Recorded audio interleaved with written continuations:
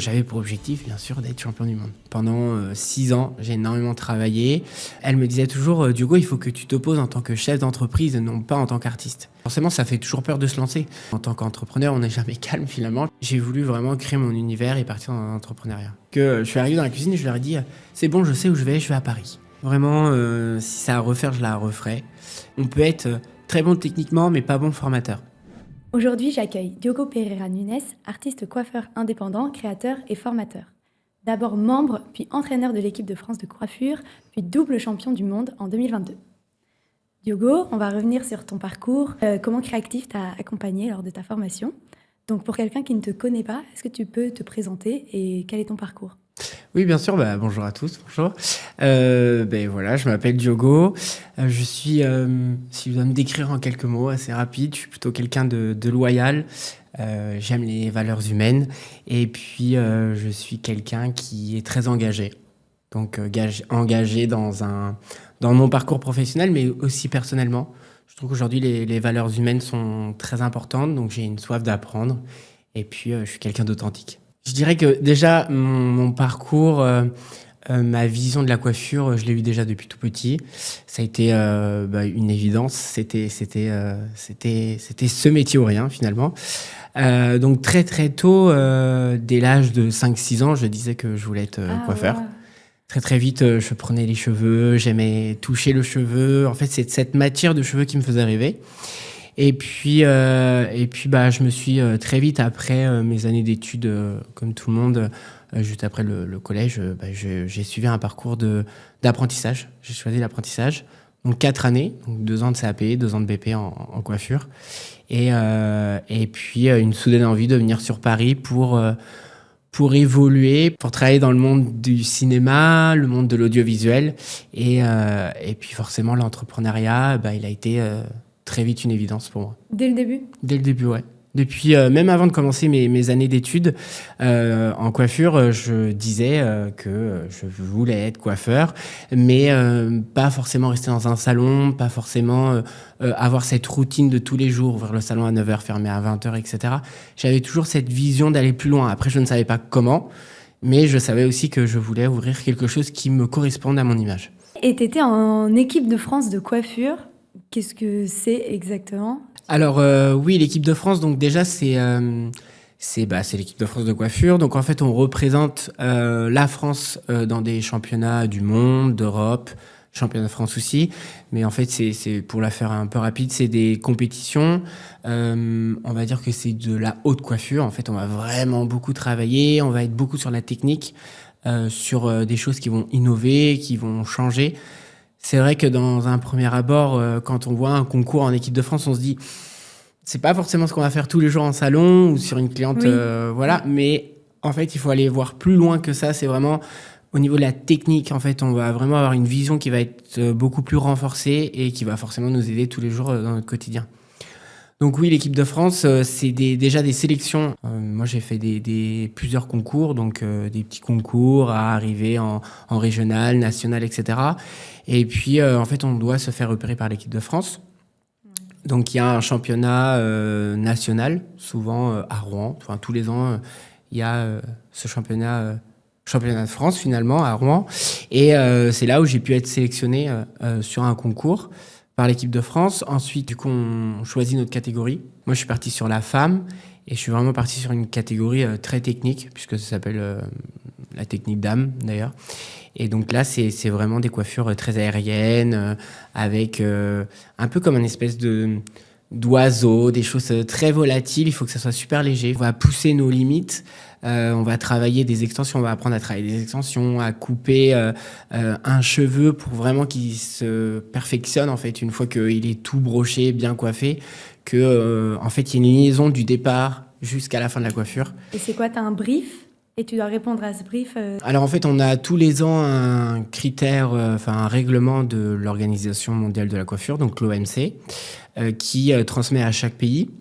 Et en fonction des critères, donc que ce soit en couleur, en quantité de cheveux, voilà, on a un temps imparti aussi. Ça peut varier entre 25, c'est déjà arrivé entre 20 même, entre 20 et 35 minutes. Bien évidemment, sur les 25 ou 30 minutes, on a déjà fait notre couleur en amont, on a déjà fait notre coupe. Il y a juste que le coiffage, mais encore une fois, ça me fait toujours rire quand on dit que le coiffage parce que c'est ce qu'il y a le plus dur à réaliser en 35 minutes. Et puis, c'est surtout qu'il faut être super propre au niveau du cheveu, pas un cheveu qui dépasse, puisqu'on est toujours dans l'optique d'être le meilleur ce jour-là, quoi. Et maintenant, tu fais toujours des concours comme ça ou... Non, alors je ne fais plus de concours parce que c'est quand même, ça demande beaucoup de temps. Faut savoir que quand on s'engage à représenter du coup la France, à faire partie de l'équipe de France, ou tout simplement à faire des concours, c'est en plus de notre travail. Donc on a notre parcours professionnel et quand on fait nos horaires classiques, on est obligé de rentrer à la maison et s'entraîner. Pendant 6 ans, j'ai énormément travaillé. Je faisais mes journées, je rentrais, je mangeais très rapidement et très très vite, j'allais faire entre 2 voire 4 heures de coiffure et mes dimanches, c'était que ça. Je loupais des moments un peu plus importants, par exemple familiaux. Mais voilà, après, il faut faire un choix. J'étais jeune et mon choix, c'était de me faire repérer finalement dans ces concours. Et j'avais pour objectif, bien sûr, d'être champion du monde. Ça, je l'ai toujours dit. Et puis après, non, aujourd'hui, non, parce que ça demande beaucoup de temps. C'est un entraînement par mois, officiel. Donc avec toute l'équipe de France, les entraîneurs qui sont là. Donc c'est des anciens champions du monde, voilà, qui nous aident à être toujours le plus performant. Donc c'est un rythme de vie qui est différent et aujourd'hui non, comme je suis parti dans l'entrepreneuriat, j'ai arrêté les concours. Par contre, une fois que j'ai été médaillé, j'ai continué un petit peu dans la voie du concours en rentrant en tant qu'entraîneur de l'équipe de France. Et ça ressemble à quoi ton quotidien d'entrepreneur, une journée type? J'imagine que ça change tout le temps. Mais... Eh ben oui, c'est ça. On va dire que ça dépend des périodes aussi. Que là, par exemple, à l'instant T, il y a le Festival de Cannes à préparer. Il y a voilà, donc on sait qu'il y a des échéances qui vont être un peu plus difficiles à gérer, et puis d'autres un peu plus calmes. Mais en fait, en tant qu'entrepreneur, on n'est jamais calme finalement, puisque quand on n'est pas sur le terrain, par exemple, on est à son siège en train de démarcher, de régler tous les petits problèmes qu'il y a, parce que l'entrepreneuriat, c'est pas forcément comme quand on est salarié, où finalement on a juste notre mission à faire, hop, de 9h à 20h, et puis on rentre à la maison, tout va bien, on se repose. En tant qu'entrepreneur, c'est une vie à 1000 à l'heure finalement, tout le temps. Que tu as dû faire face à des difficultés? C'est pas forcément des difficultés, mais c'est des craintes, ouais. Je pense. Forcément, quand on est justement salarié, quand on passe dans l'entrepreneuriat, il y a toute cette stabilité à avoir, ces craintes, en fait, forcément, ça fait toujours peur de se lancer. Se dire, là, moi, j'ai ça, je sais que j'ai mon confort. C'est aussi un risque ou pas de passer en entrepreneuriat, mais je pense que c'est aussi une façon de se développer. Je dirais que j'avais toujours tendance à me positionner plus en tant qu'artiste que en tant qu'entrepreneur, vraiment, chef d'entreprise. Parfois... voilà, mon côté artiste passait toujours supérieur à ce côté entreprendre où forcément on doit être rentable. Et donc c'est vrai que c'est quelque chose qu'on m'a dit d'ailleurs régulièrement que voilà, je pense à quelqu'un en particulier qui m'accompagne et qui m'a toujours accompagné. Elle me disait toujours, Diogo, il faut que tu t'opposes en tant que chef d'entreprise et non pas en tant qu'artiste. Parce qu'il y a certains moments, on doit tout d'abord se positionner en chef d'entreprise et après, quand on arrive sur le lieu, en tant qu'artiste. Mais voilà, moi, ça a été vraiment ce qui a été un peu difficile à gérer au départ. Et t'as jamais eu envie du salariat? Si, bien évidemment. Et puis, je pense qu'on ne devient pas entrepreneur sans passer, je pense, par la caisse salariale, puisque... en tout cas, moi, dans mon parcours, c'est que ça m'a permis d'ouvrir les portes.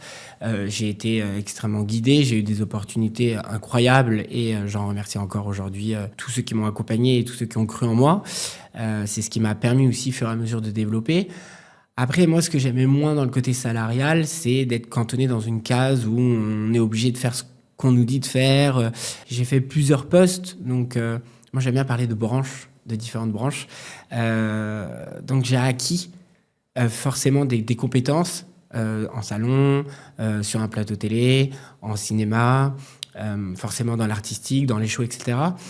Et du coup, je commençais à avoir une vision de la coiffure que je pouvais pas exploiter puisque on me demandait d'aller faire telle et telle mission. À un moment donné, on a forcément des idées qui ne collent pas forcément avec l'ADN finalement de l'entreprise. Donc c'est vraiment pour cette raison-là que j'ai voulu vraiment créer mon univers et partir dans l'entrepreneuriat. Pas de regret? Non, absolument pas. Pas du tout. Pas du tout. Et je recommanderais n'importe qui se pose cette question de dire de toute manière, foncez. En soi, aujourd'hui, avec du recul, je me dis toujours, ça marche, ça marche. Ça marche pas, j'avais rien à perdre à ce moment-là. Dans ce cas, voilà, c'est une aventure comme toutes les autres. Et j'avais aucun doute sur le fait que ça marcherait. Mais on a toujours cette crainte. C'est normal, c'est humain. C'est légitime, mais je pense qu'on doit se faire confiance à avancer. Et est-ce qu'il y a une anecdote que tu voudrais partager, quelque chose qui t'est arrivé? Oui, alors une anecdote. C'est vrai que je dirais que mon départ de carrière, elle a été démarrée par un coup de téléphone. Un banal coup de téléphone qu'on prend pour tous les jours, pour appeler ses parents, pour appeler sa famille, pour prendre des nouvelles des amis. Et c'est exactement la même chose pour moi. Déjà, il faut savoir que je me suis levé un matin, j'ai rêvé de Paris. Je me rappelle, mais tous les jours, je m'en rappelle parce que ça m'a fait tellement rire. Et j'ai fait rire mes parents au passage parce que je suis arrivé dans la cuisine et je leur ai dit « C'est bon, je sais où je vais à Paris ». Et c'est vrai que c'était tellement spontané et on n'avait pas compris le pourquoi d'un seul coup. Je voulais aller sur Paris. Enfin, pourquoi Paris d'ailleurs? Pourquoi Paris? Il y a d'autres. Il y avait Nantes à côté, il y a d'autres grandes villes, mais non, c'était Paris. Puis après, j'ai expliqué mes raisons. Et donc, j'ai commencé à chercher des contacts sur Paris et je suis tombé sur une personne qui recrutait au sein du groupe qui est leader mondial de la coiffure. Dans le marché de la coiffure. Et en fait, c'est en 3 minutes, vraiment, pas plus. Franchement, c'est un appel qui a duré très rapidement. Après, on s'est eu plusieurs fois, bien évidemment, mais le premier contact a été super rapide. Et j'ai décrit mes ambitions de ce que je voulais être et de ce que je voulais faire. Et je pense que voilà, les valeurs humaines que, pour le coup, mes parents m'ont appris, c'est transmis par téléphone, puisque là, on n'a pas de physique, on ne sait pas qui on a en face de soi, mais on n'a que des paroles et forcément, je pense qu'il y a un engagement qui doit se faire directement. Donc, que ce soit de mon côté ou du sien, direct, on s'est engagé à se rappeler. Et puis, très, très vite, en fait, j'ai eu une proposition, dans un premier temps, de travailler à Nantes dans un des salons qu'ils avaient à dispo à Nantes, enfin, voilà, qu'ils avaient à Nantes. Et en fait, le compromis, ça a été que je fasse 2 mois à Nantes et que si ça se passait bien, du coup, on m'embauchait directement sur Paris. Donc voilà la première anecdote. Et après, il y a un acte 2 même dans cette rencontre, puisque bien évidemment, j'ai prouvé ce que j'étais capable de faire, etc. Ça s'est super bien passé. Donc dès septembre, je suis venu sur Paris.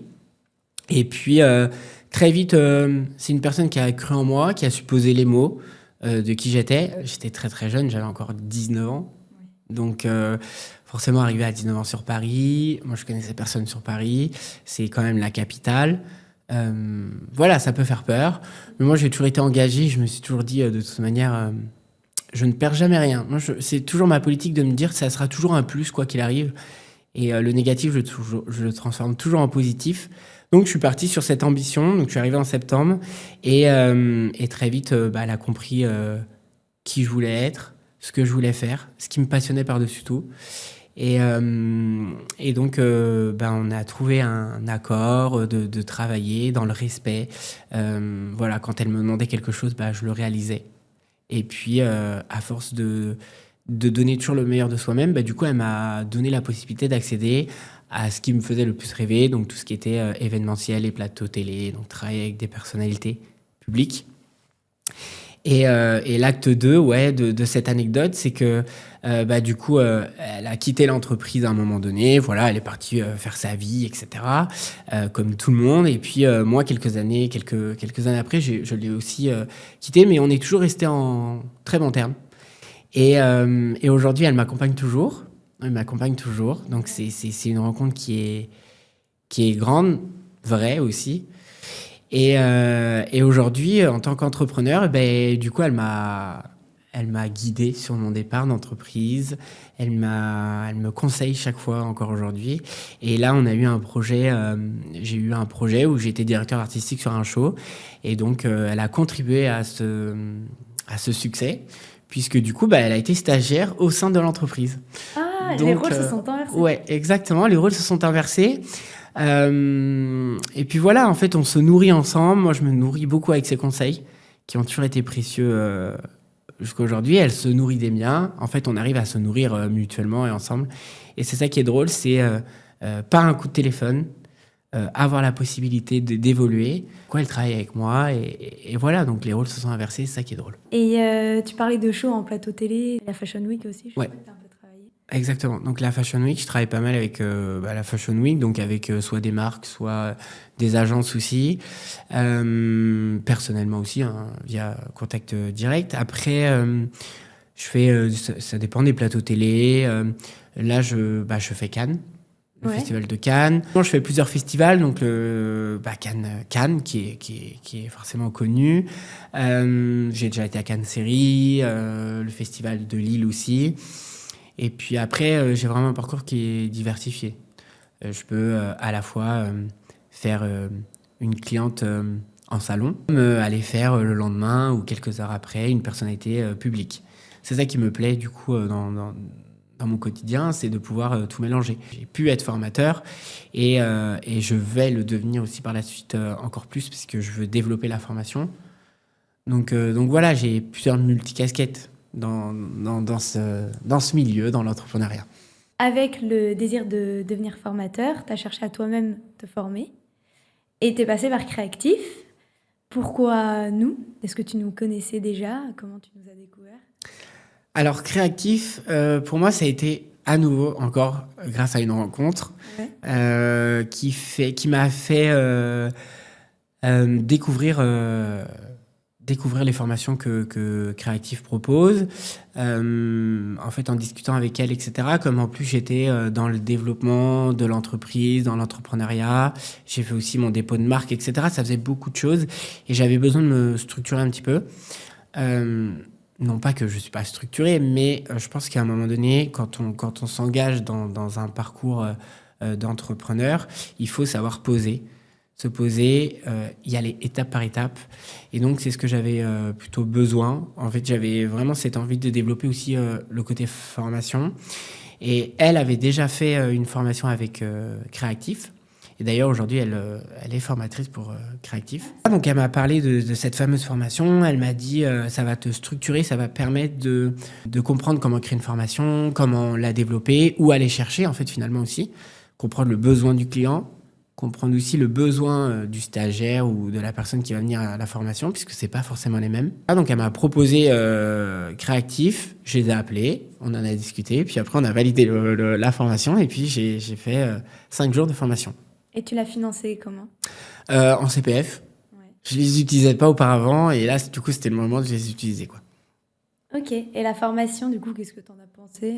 Alors, pour moi, la formation, très, très bien. Vraiment, si ça a à refaire, je la referai. Et je pense que, voilà, comme toute formation, c'est bien de la faire une fois, mais s'il faut la refaire, on peut la refaire 2 fois, puisqu'on apprend toujours. Mais elle a été très, très complète. Déjà, on a eu un encadrement super. Je trouve que les personnes qui ont eu l'intervention durant les différentes journées, déjà, on a eu différents profils. Donc ça, c'est bien aussi parce que moi, là, ma formation, elle était orientée sur la formation. Clairement, c'est ça. Je me suis formé orienté sur la formation. Et forcément, on a toujours des profils différents quand on va en formation. Et là, d'avoir des formatrices qui soient de différents univers aussi. Elles ont une façon d'emmener les choses, etc., différentes. Donc, rien que ça, j'ai pu apprendre avec eux. Et puis, le contenu de la formation, c'est intense. Ouais. 5 jours, très intense. Mais par contre, ultra enrichissant.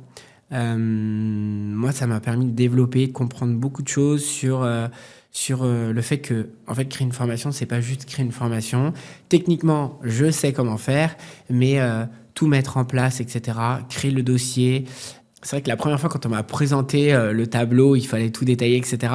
Je me suis dit, oh là là, mais ça a l'air compliqué. Et en fait, pas du tout, puisqu'après, ça vient naturellement. Forcément, il y a des choses techniques à comprendre, mais en fait, c'est ultra structuré. Et aujourd'hui, c'est même moi, des fois, quand je rencontre certains profils, etc., je leur dis, bah, allez-y, parce que c'est vraiment une formation qui est bénéfique. Et même dans la vie de tous les jours, en fait, ça apprend à être structuré et voir les choses différemment. Tu devais mettre en avant une chose que tu as appris pendant cette formation. Ce qui m'a marqué, c'est quand on a fait, je sais qu'on avait à un moment donné, on avait une séquence où fallait aller chercher le besoin du client. Forcément, si on part dans mon domaine, on va me dire, oui, ok, il veut se faire former, par exemple, dans les chignons. Mais en fait, il y a plus loin que ça. Pourquoi il le fait? Dans quel but, en fait, il va vouloir faire cette formation? Qu'est-ce que derrière la formation, ça va lui apporter? Qu'est-ce que moi, je peux lui garantir en tant qu'entrepreneur, là, en tant que formateur? Et en fait, toute cette recherche-là de aller savoir pourquoi, quelles sont les garanties, l'après aussi. Se dire, une fois que la formation elle est faite, c'est super, tu as donné des garanties, mais qu'est-ce qui peut se passer, etc. Donc du coup, c'est quelque chose qui m'a marqué, parce que là, c'était dans le contexte de la formation, mais dans la vie de tous les jours et dans l'entrepreneuriat, quand on va entreprendre, c'est des questions qu'on ne se pose peut-être pas assez. Et aujourd'hui, quand je vais démarcher des structures, des marques, des personnalités, etc., c'est vrai que du coup, je réfléchis de cette façon-là. Je me dis, quel est son but? Pourquoi elle fait appel à moi? Et qu'est-ce que moi, aujourd'hui, avec l'image que j'ai dans mon entreprise, avec ma conviction, etc., et mon savoir-faire, qu'est-ce que je vais lui garantir derrière? Et dès le début de ta carrière, tu savais que tu voulais former ensuite ou c'est venu petit à petit? Alors, pour le coup, la formation, je dirais qu'au départ, pas du tout. C'était pas du tout dans Tes objectifs? dans mes objectifs, dans ma tête, puisque moi là, je voulais être entrepreneur, mais la formation, c'est vrai que j'avais pas forcément pensé. Après, fur et à mesure, quand j'ai commencé à apprendre, à acquérir les compétences, à être performant techniquement parlant, je me suis rendu compte que, par exemple, quand j'allais dans des événements, etc., et qu'il y avait des apprentis ou des personnes qui commençaient le métier, en fait, je me suis rendu compte que j'aimais bien partager avec eux, que j'aimais bien prendre ce temps, que j'avais finalement une patience, parce qu'il faut avoir du temps, il faut être pédagogue. Et en fait, au fur et à mesure, c'est comme ça que j'ai découvert que j'aimais bien donner. Et puis après, on m'a donné cette chance dans mon parcours quand je suis arrivé sur Paris, après avoir fait du salon, des événements, etc. On m'a donné la chance de passer à la formation. Donc on m'a demandé si ça m'intéressait. J'ai dit que oui, parce que déjà à ce moment-là, j'avais compris que ça me plaisait énormément. Et puis c'est un domaine que je ne connaissais pas. Et puis je me suis dit, de toute manière, tente l'expérience, puisque ça va forcément m'apporter quelque chose qui est différent de la façon technique. Puisque là, on peut être très bon techniquement, mais pas bon formateur. C'est-à-dire que expliquer quelque chose, c'est pas donné à tout le monde. Et au fur et à mesure, en fait, quand je le faisais, etc., j'avais plutôt des bons retours. On me disait, ah, t'es très pédagogue, etc. Donc, j'ai pris confiance. Et donc, quand on m'a proposé ce poste, j'ai dit oui. Et puis, c'est une façon aussi, pour moi, de m'exprimer différemment. Parce qu'en tant que formateur, il faut aller à l'essentiel. Pas être trop tout autour, s'éparpiller, etc. Et puis, je pense qu'il y a aussi une façon de s'imposer, une façon de s'exprimer. Du coup, je me suis dit, lance-toi en formation et puis ça t'apportera que du plus. Et vraiment, du coup, après, quand j'ai démarré la formation, vraiment, j'ai eu un plaisir à le faire. Et à ce moment-là, toujours dans l'idée d'entreprendre, puisque mon but, c'était toujours d'ouvrir ma société, mon entreprise, etc. Je me suis dit que du coup, j'avais plus que la vision de la coiffure en soi, mais de la formation. Et donc, je me suis dit, là, pour le coup, il y a vraiment quelque chose qui me plaît de transmettre. Et surtout, je commençais à avoir une image, parce qu'en fait, j'avais déjà l'image que j'avais envie de de données avec mon entreprise. Et du coup, je me suis dit, là, en formation, c'est pareil, créer ses collections, créer ses visuels, techniquement parlant, créer quelque chose, innover, et puis après, du coup, vendre et transmettre, et ainsi de suite. C'est comme ça aussi qu'on fera avancer la coiffure. Je t'ai pas demandé tout à l'heure, mais quelle est ta présence en ligne? Alors, ma présence en ligne, donc là, je la travaille. C'est vrai que je la travaille. Je suis pas mal présent sur Instagram. C'est là où je suis le plus présent. Là, on commence à aller sur un peu TikTok, machin, etc. Et LinkedIn, donc là, pareil, je suis en train de développer. LinkedIn, c'est plus pour les professionnels. Donc, c'est très bien en tant qu'entrepreneur. Je pense que c'est là où il faut miser aussi. Et forcément, après, moi, je suis du coup pas mal en contact aussi avec de la presse, donc la presse professionnelle. Donc ça, c'est aussi mon moyen d'être... j'ai souvent des articles, d'être mis en avant sur des choses que je vais réaliser, etc. Donc ça, forcément, ça aide. Et puis les interventions que je fais, puisque des fois, je fais des interventions, des conférences sur le métier, sur la réussite, par exemple, professionnelle, sur... plusieurs domaines, plusieurs sujets, mais ce que je veux dire, c'est que forcément, en alliant l'ensemble, ça commence à faire forcément une présence sur les réseaux, sur la presse, etc. Donc non, il faut toujours pousser, de toute manière. Et puis là, non, je commence à soigner l'image sur les réseaux sociaux. C'est difficile quand même d'être... Il faut prendre le temps aussi d'être régulier. Des fois, j'ai des beaux visuels, mais en fait... comme tout est rapide, il ne faut pas forcément le temps de consacrer et de me dire pose-toi, fais tes stories, fais tes posts, etc. Et en fait, je pense que c'est ça aussi aujourd'hui que je dois apprendre. Pour le coup, c'est sur ce terrain-là de savoir prendre du temps pour consacrer à l'image et au visuel en fait, qu'on a envie de transmettre sur les réseaux sociaux et sur les plateformes. Ça peut m'apporter... des possibilités, des futurs clients et aussi peut-être une façon d'aller démarcher aussi. Je pense que pour démarcher, c'est bien aussi. Je sais que je le fais régulièrement parce qu'on n'a pas toujours les contacts en direct, etc. Donc ça passe aussi par les plateformes. Et donc c'est aussi un book. Ouais. C'est également son image. Donc, quand je disais faut soigner ses posts, etc., c'est là aussi où ça va être important. Parce que demain, quand on contacte quelqu'un via le téléphone ou sur une plateforme, etc., sur un site web, et forcément, la première chose qu'ils vont faire, c'est qu'ils vont regarder toutes ces plateformes, voir si on est dessus, regarder l'image et ce qu'on renvoie. Et par rapport à la formation, est-ce qu'on peut revenir sur cette fois-ci le suivi personnalisé que tu as eu avec un formateur? Oui, j'ai eu Asia qui m'a accompagné et Xavier.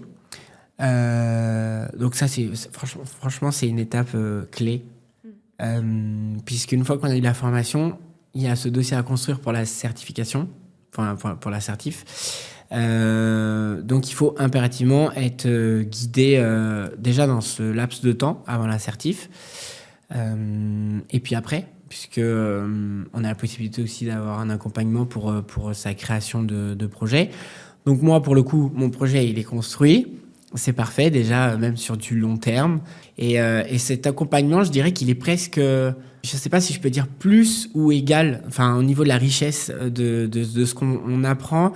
Ouais, je pense que je peux quand même dire que c'est plus important encore parce que déjà la formation qu'on reçoit, etc., c'est très important et puis c'est surtout enrichissant en fait.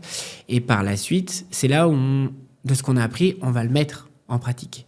Et là, on a forcément besoin d'être guidé puisqu'il y a toujours des choses qu'on va penser, qu'il faut améliorer, etc. Donc pour moi, ça a été une étape extrêmement clé, le suivi personnel après la formation. Et ça permet de tout appliquer à ton projet. Ouais, exactement. Ouais. D'ailleurs, c'est quelque chose que, au début, je me suis dit, parce que moi, quand j'étais formateur, c'était très simple.